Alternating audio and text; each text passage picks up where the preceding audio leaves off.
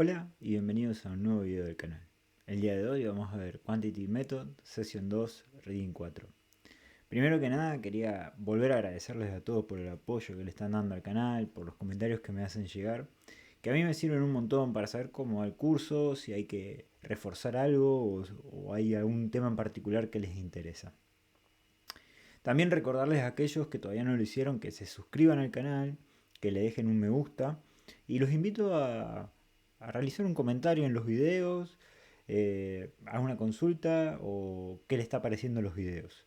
Que también eso ayuda a darle visualización al canal y que le llegue a más personas, que es el fin con el que estoy haciendo estos videos, para poder ayudarlos a ustedes.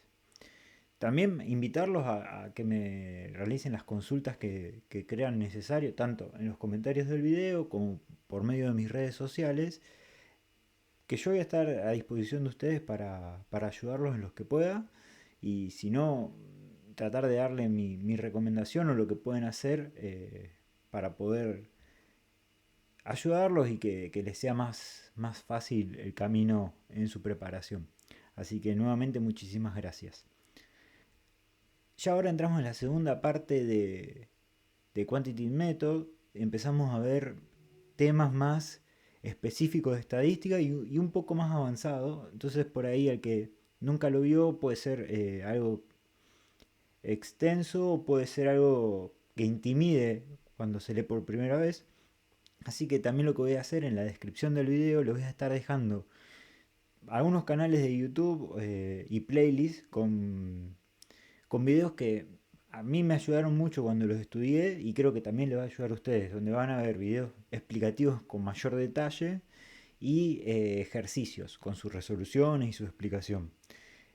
No van a ser videos exclusivamente o dedicados al CFA, pero sí a estos temas que vamos a estar viendo en estos últimos 3 readings, así que creo que les va a ayudar un montón. Así que bueno, comencemos. Lo que primero vamos a hacer, como hicimos en el resto de los videos, es ver lo que se le exige al candidato o lo que se necesita saber para poder aprobar este reading. Al igual que en los anteriores, les recomiendo que pausen el video, que lo lean por su cuenta porque son muchos ítems. Si hay alguna duda lo dejan en el comentario o me la hacen llegar y lo vemos en específico, ¿sí? Este sí es un reading extenso, así que por ahí les va a llevar mucho tiempo. También les recomiendo que le dediquen buena cantidad de tiempo de estudio a este reading porque tiene conceptos muy importantes, tanto para la certificación como para si se quieren dedicar más a lo que es inversión cuantitativa. Y son conceptos muy importantes, así que les recomiendo que le dediquen una buena cantidad de horas de estudio.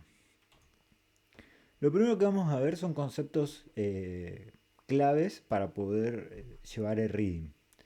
El primero es la probabilidad, la distribución de probabilidades. ¿Sí? En el reading anterior vimos lo que era una variable aleatoria y lo que eran los outcomes. La variable aleatoria la definimos como algo que puede tomar un valor y no sabemos qué valor va a tomar.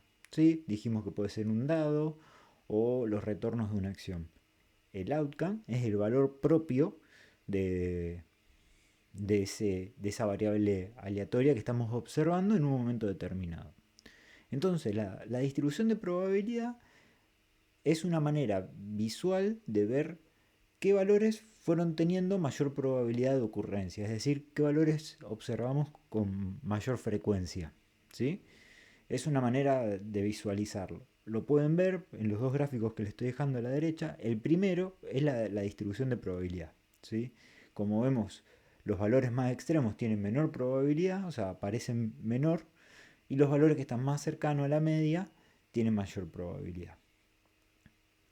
Luego tenemos lo que son variables aleatorias, discretas y continuas. Esto también ya lo vimos en otros readings, lo que es ser discreto y que es ser continuo. Para que se recuerde, el discreto quiere decir que hay cortes entre los valores. ¿Sí? Yo puedo dividir los valores, hay separaciones. Por lo tanto, la probabilidad de una variable aleatoria discreta siempre va a ser mayor a cero.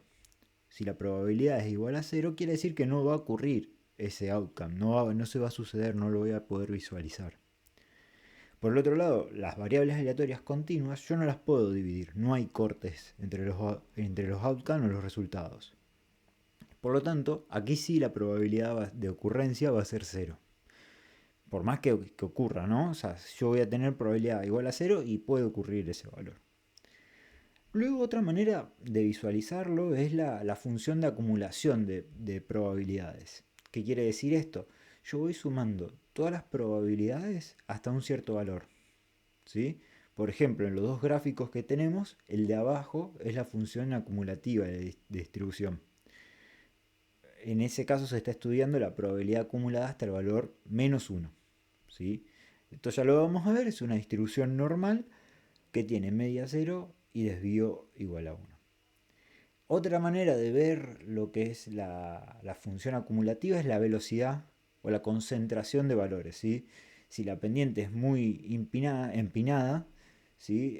Quiere decir que los valores están muy concentrados. Recuerden que las probabilidades nos manejamos en el rango de 0 a 1, siendo 0 que no va a ocurrir y siendo 1 que sí o sí va a ocurrir. Entonces, el último valor de la distribución va a tener una probabilidad acumulada muy cercana o aproximándose a 1, ¿sí? Luego tenemos lo que son distribuciones uniformes, también discretas y continuas. ¿Qué quiere decir esto de uniformes? Que todos los outcomes tienen la misma probabilidad de ocurrencia. Por ejemplo, un dado. Yo sé que todos los valores tienen un sexto de probabilidad de ocurrencia, ¿sí? Porque hay 6 valores posibles y tire el que tire siempre va a tener un sexto de probabilidad de ocurrencia. Entonces, ese sería discreto porque yo lo puedo separar. Por ejemplo, si quiero saber la probabilidad acumulada de el 3, por ejemplo, lo único que tengo que hacer es multiplicar la cantidad de valores previos al 3 por la probabilidad de ocurrencia del 3. ¿Sí? Fíjense que ahí ponemos f entre paréntesis n de x igual a n, que son la cantidad de números que hay previo al valor que yo quiero, multiplicado por la probabilidad del valor que yo quiero. ¿Sí? Luego tenemos lo que son distribuciones uniformes continuas. Nuevamente recuerdo que acá no podemos dividir los valores. Entonces, como la probabilidad de ocurrencia de un valor particular es 0, lo que tenemos que saber acá es la probabilidad de rangos, no de valores particulares. Entonces necesitamos 4 datos o 4 inputs para poder calcular esto.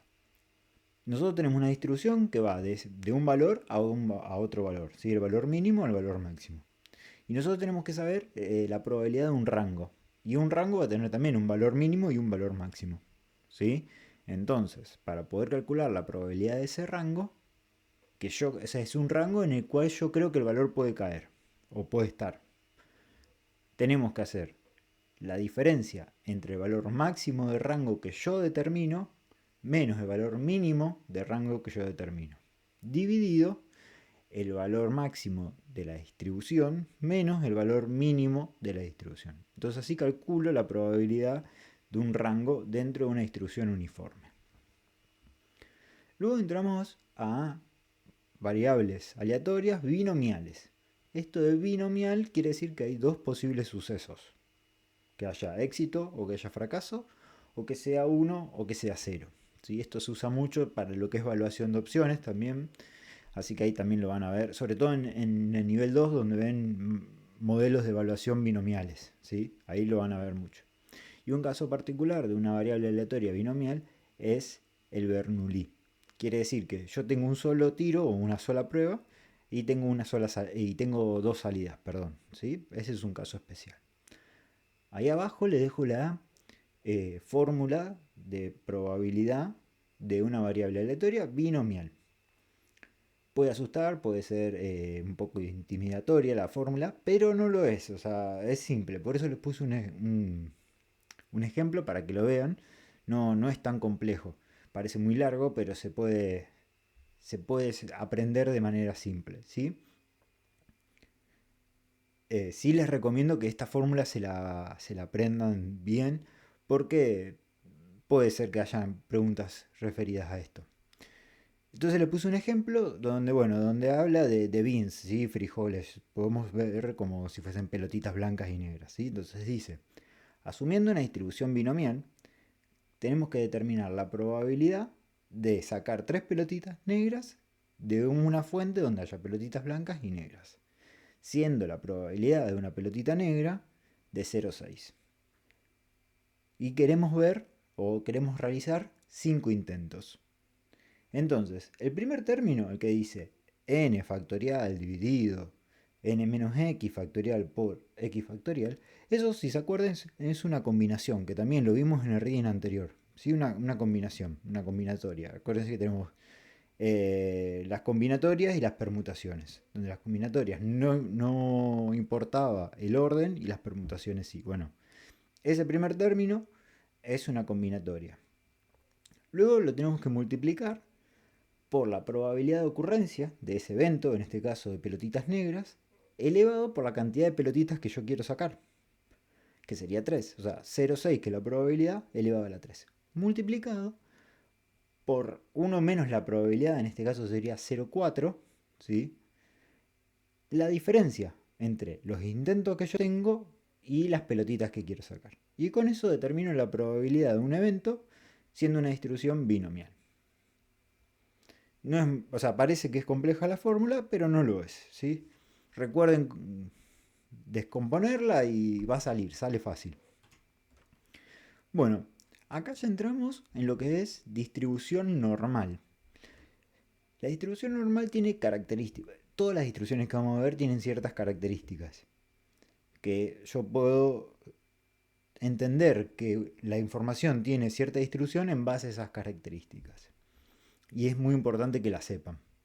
En la distribución normal, yo la puedo determinar por una media, que va a ser mu, y una varianza, que va a ser sigma elevado al cuadrado. Después, como pueden observar, la simetría es cero, o sea, es simétrica. ¿Esto qué quiere decir? Que yo tengo la misma cantidad de valores a la izquierda que la misma cantidad de valores a la derecha. Y luego la kurtosis es igual a 3. No sé si se acuerdan que decíamos que había exceso de kurtosis si el valor era diferente a 3. ¿Por qué? Porque la distribución normal tiene una kurtosis igual a 3. ¿Sí? Y esto que acabamos de hacer es importante que lo hagan con todo el material del CFA, ¿sí? Ir a empezar a uniendo los puntos, ¿sí? ¿Por qué la kurtosis, o decimos que exceso de kurtosis es mayor a 3? Porque la distribución normal, algo que es normal, que es simétrico, tiene kurtosis 3. Y estas cosas es importante que lo hagan ustedes cuando vayan estudiando diferentes temas. Se los recomiendo que lo hagan y van a tener como una visión más integral de todo el material. Luego tenemos las distribuciones multivariadas. ¿Por qué? Porque nosotros podemos ver la distribución normal de una variable aleatoria, una sola. Luego podemos tener varias variables aleatorias, ¿sí? Por ejemplo, un portafolio de acciones. Dijimos que los retornos son variables aleatorias. Si nosotros tenemos retornos de varias acciones, tenemos varias variables aleatorias. Entonces, si más o menos se comportan de la misma manera, yo puedo ver qué distribución tiene el conjunto de esas variables aleatorias. Lo que nos dice en este caso es que yo voy a tener n medias dependiendo de la cantidad, en este caso, de retornos. O n varianzas, y n varianzas dependiendo de la cantidad de retornos que yo tenga. Pero la correlación va a ser n-1. ¿Sí? La correlación depende de dos inputs. O sea, yo tengo retorno 1 y de retorno 2. Pero voy a tener una sola correlación entre esos dos retornos. ¿Sí? Entonces acá voy a tener n-1 correlaciones. Ahora entramos en lo que son intervalos de confianza. Yo nunca sé en exactitud dónde va a caer algo, pero sí me puedo manejar en intervalos. ¿Sí? Que puedo llegar a tener cierta, valga la redundancia, confianza de que eso va a caer ahí. ¿Sí? En una distribución normal, y esto es importante que se lo aprendan bien, que lo tengan bien en la cabeza y lo tengan fresco, porque es lo que más se tienen que acordar. Un desvío, o sea, un sigma, o sea, más o menos un sigma, tenemos el 68% de los datos, ahí como se lo dejo en el gráfico. Dos desvíos, o sea, más o menos dos desvíos, tenemos el 95% de los datos. Y más o menos tres desvíos, tenemos casi el 99% de los datos. ¿sí? Esas tres diferenciaciones es importantísimo que lo tengan en la cabeza y que sepan, que se acuerden de eso. Pero para realizar intervalos de confianza, los valores que más se tienen que acordar es el 90, el 95 y el 99% de confianza, ¿sí? Entonces, si yo quiero realizar un intervalo de confianza al 90%, tengo que utilizar 1.65. Si yo quiero 90% de confianza, tengo que usar el 1.96. Si yo quiero 99% de confianza, tengo que usar 2.58. ¿Sí? ¿Por qué más y por qué menos? Porque yo quiero un intervalo, o sea, que me va a quedar un espacio a la izquierda y un espacio a la derecha que no voy a utilizar de la información. ¿Sí? Pero cuanto más me acerque al 100% de la información, más confianza voy a tener. ¿Sí? Entonces, el intervalo de confianza se hace la media, mu, más menos ese z es el valor que yo les decía, 1.65, 1.96, 2.58, dependiendo de la confianza que yo tenga, en los ejercicios le va a decir, multiplicado por sigma, que es el desvío. ¿Sí? Y ahí yo genero el intervalo de confianza. ¿Qué es lo que habría por detrás? Es decir, bueno, yo sé la media y quiero generar rango de datos donde puede llegar a caer el valor que estoy buscando. ¿Sí? Esa sería la lógica del intervalo de confianza. Lo que vimos recién es para una distribución normal con media 0 y desvío 1. ¿Sí? Que sería como la distribución más básica. Ahora, ¿qué pasa? La información nunca tiene media 0 y desvío 1. Por lo tanto, lo que tenemos que hacer siempre es estandarizar. Es buscar el z dependiendo la información o los datos que tenemos. ¿Sí? ¿Y cómo se estandariza? Hago la observación, o sea, el dato que yo estoy buscando, menos la media dividido el desvío. Eso me da un z. Si se fijan en la tabla que tienen al costado, tenemos una primer columna y una primer fila.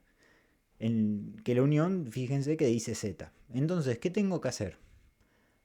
Tengo que buscar el valor que me da, fíjense que dice que es 0.0, 0.1, 0.2. Bueno, eso quiere decir que es el primer número y su primer decimal. Y en la primer fila, perdón, tenemos el segundo decimal. ¿Sí? Entonces, por ejemplo, supongamos que nos toca o nos da ese valor estandarizado 1.95. ¿Qué tenemos que hacer? Ir y buscar en la tabla el 1.95, que en este caso, si no estoy viendo mal, es 0,9744. Esa es la probabilidad acumulada de ese valor. ¿Sí? Del valor que nosotros estamos buscando es la probabilidad acumulada. Acuérdense que la probabilidad acumulada es la sumatoria de todas las probabilidades que hay hasta ese valor. Y esto es muy útil, muy útil. Ahora vamos a ver un ejemplo que les va a servir para bajarlo más a tierra. Supongamos que tenemos un earnings per share, que es EPS, es un earnings per shares, con media 6 y desvíos 2. Es decir, vimos la historia de una empresa, cómo fueron sus ganancias en base a las ganancias por acción de su historia, ¿sí? Y sacamos la media y sacamos el desvío y obtenemos media 6 y desvío 2. Es decir, en promedio pagó 6 dólares de earnings per share y con un desvío de 2 pesos. O de 2 dólares, perdón. Entonces queremos saber cuál es la probabilidad de que nos paguen 9.7 dólares o más. Esto es importantísimo, el o más.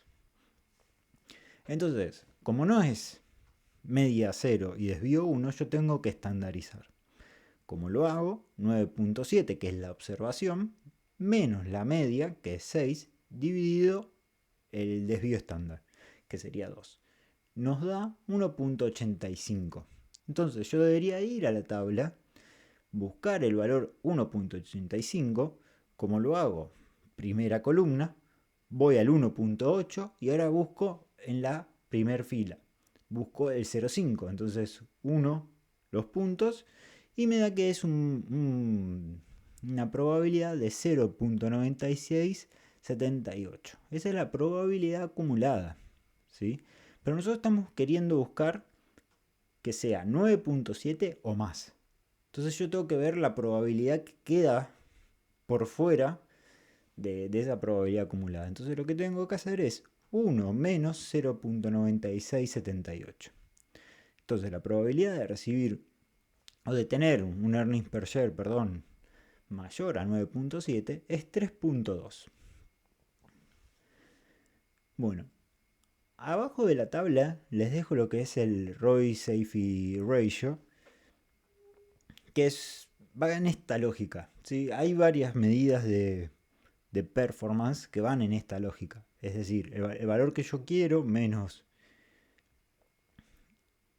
no es la media, pero sería el retorno promedio, sí, el retorno promedio dividido el desvío. ¿Sí? Van a ver como el ratio de Sharpe, el ratio de Trainor, el ROI Safety Ratio. Hay un montón de medidas de performance que van en esta lógica, ¿sí? ¿Qué hace ROI Safety Ratio? Yo quiero un retorno específico. O tengo un retorno específico. Y a su vez tengo un retorno exigido. Si yo exijo un retorno, entonces lo divido por el desvío de el retorno de la media. ¿Sí? Vamos de nuevo. Tengo un retorno del portafolio que es el valor esperado de RP menos un retorno exigido. ¿Sí? El cliente o el portfolio manager o el que está analizando el fondo o los activos tiene un retorno exigido que es RL. ¿Sí?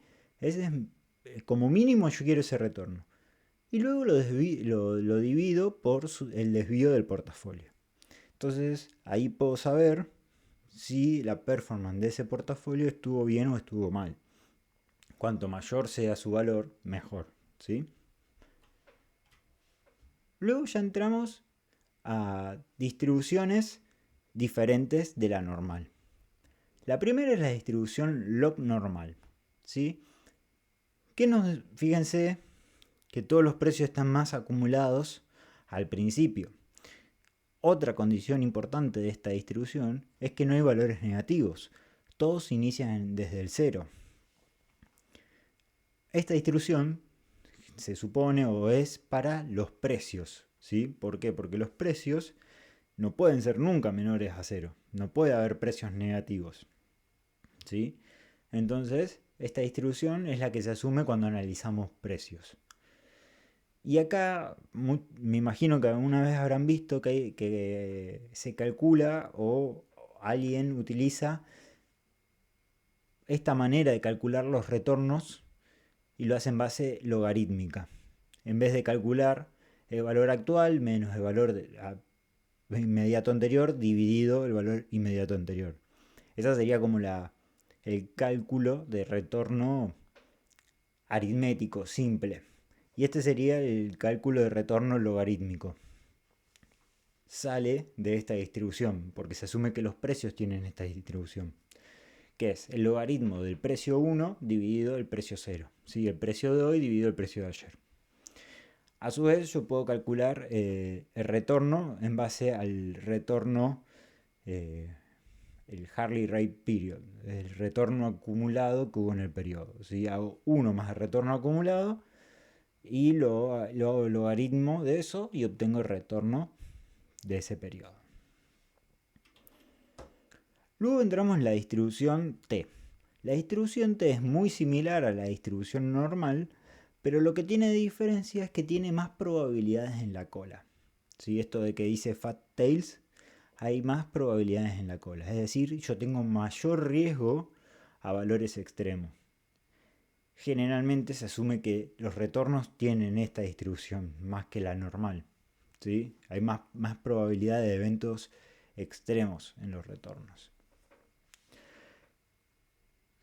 Esta distribución se utiliza para muestras bajas, es decir, para muestras chicas, con un n, o sea, una cantidad de datos menores a 30.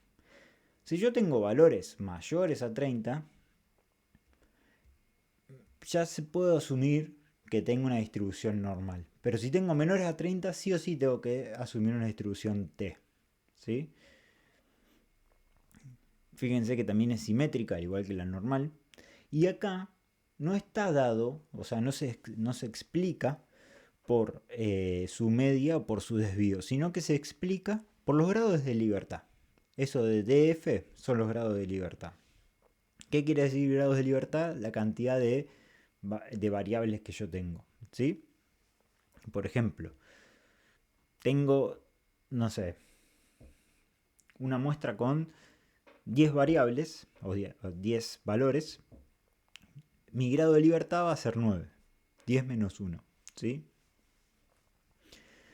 Y al igual que veíamos la distribución normal cuando genero un intervalo de confianza, yo tengo un pedacito que dejo fuera de la muestra a la derecha y un pedacito que dejo fuera de la muestra a la izquierda. ¿Sí? Entonces puedo decir si quiero una confianza del 95 o una confianza del 90%, ¿sí? Dejando 5 de un lado y 5 del otro, o 2,5 y 2,5. ¿Sí? Dependiendo de la confianza que yo quiero, utilizo el valor que me dice la tabla. Esto, para que lo sepan, las tablas no es que se la tienen que aprender de memoria, sino que las tablas, si le piden algún dato específico, algún valor específico, se las van a proporcionar. Lo que sí se tienen que aprender de memoria, que eso no se lo van a dar si tocan esos valores, son la confianza al 90, 95 y 99. Esos valores se lo tienen que saber sí o sí ustedes. Si toca un valor diferente a eso, se lo van a dar a la tabla, no se preocupen. Ah, y otra aclaración, fíjense que la probabilidad con una confianza del 90 y 95 cuando tiende a infinito, cuando ya son muy mayores a 30, fíjense que los valores dan muy cercanos a lo que sería una distribución normal. ¿Sí? De esto lo que les decía, cuanto más grande es la muestra, más se puede asumir que es una distribución normal. Y luego tenemos las dos últimas distribuciones, chi cuadrado y distribución f. Estas dos distribuciones en este reading y en este nivel no hacen mucho hincapié, lo van a ver mucho más en el nivel 2, ¿sí? ¿Por qué? Porque se utilizan para analizar lo que es la varianza de una muestra o de un conjunto de datos, ¿sí? El f utiliza dos variables de chi cuadrado y el chi cuadrado analiza la varianza de una variable nomás, ¿sí?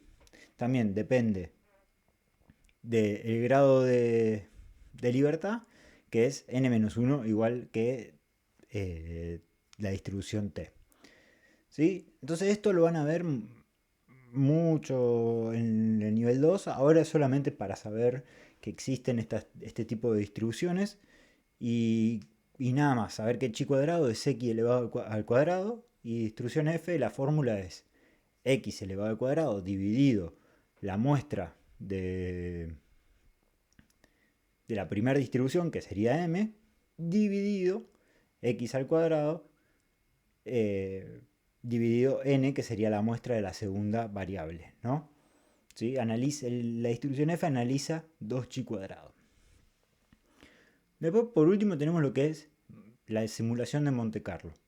Que esta simulación lo que genera son valores randoms, ¿sí? Valores aleatorios, de diferentes tipos de distribuciones.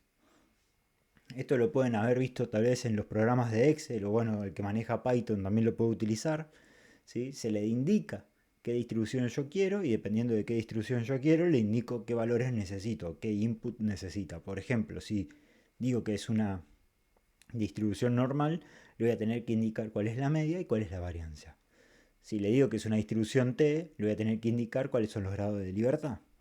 Y dependiendo la forma de la distribución y los inputs que yo le pongo, me va a generar valores aleatorios. ¿Sí? ¿Para qué yo quiero tener valores aleatorios? Bueno, para poder analizar cuál sería el drawdown, por ejemplo, de un portafolio con media y desvío, o poder evaluar opciones para saber qué caminos pueden tomar el precio y en base a eso evalúo las opciones. Tiene un montón de funcionalidades que ahí yo se las dejo para que las lean. Bueno, el VAR, que también lo vamos a ver más adelante, sí, el Value at Risk, que es una medida de riesgo. Así que esas son como algunas funcionalidades o formas de aplicar Monte Carlo. Sí, hay un montón más y sí, se aplica bastante esta metodología de análisis, que utiliza valores aleatorios dependiendo de las distribuciones que uno le indique. Así que bueno, con esto acabamos el rigging 4. Parece corto, esto al contrario que otros rigging, le digo que le decía que eran más cortos, este parece corto porque está bastante condensado, pero es complejo. Es importante que entiendan las diferentes distribuciones, qué propiedades tienen las diferentes distribuciones y sobre todo lo que es probabilidad acumulada y intervalos de confianza. Que lo aprendan bien, que lo entiendan bien. Les vuelvo a decir, revisen los videos que les voy a dejar en la descripción para que tengan un conocimiento más profundo, para que vean cómo se realizan ejercicios y cómo se aplica lo que estuvimos viendo recién. Y dedíquenle tiempo, porque si consiguen tener una buena base con esta información, primero para el que se quiera dedicar a la parte cuantitativa, en la parte profesional, le va a servir muchísimo. Y para el resto del material, para el resto de los reading, también le va a servir mucho. Entonces, tener una buena base de este reading es muy importante. También volver a recordarles que por favor se suscriban al canal, dejen un me gusta y volver a invitarlos a que dejen un comentario. Con esto ya finalizamos Reading 4. La próxima ya vemos el Reading 5 y ya nos queda poquito de Quantitative Method. Les mando un saludo a todos y nos estamos viendo en la próxima.